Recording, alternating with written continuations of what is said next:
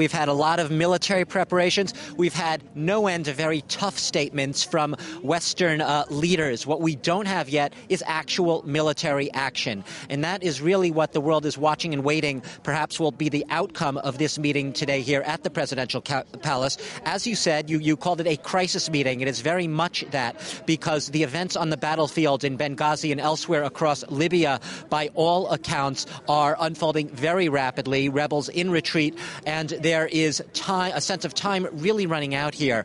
What they are waiting for from this meeting is political action, cobbling together those logistical details and having the leaders that are in the presidential palace here today to basically give the green light to finally go ahead. Now, we heard the French after the UN vote a couple of nights ago basically saying that we are ready to go and that the strikes could come within hours. Well, it's been now almost 48 hours since those statements were made. We still haven't had any hint of action from the coalition, and that is really now what is going to happen today. That is what at least many people on the ground in Libya, at least on the rebel side, hope. We do have Hillary Clinton standing in for Barack Obama, who's on a Latin American tour.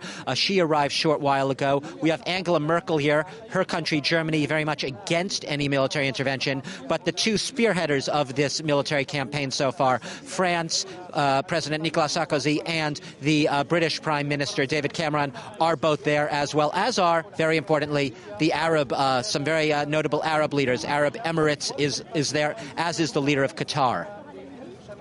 And what will the Arab countries be contributing to all of this? It's a very good question, Hannah, because the Arab countries militarily likely will not add a lot of firepower to whatever intervention they ultimately decide on, or military strikes.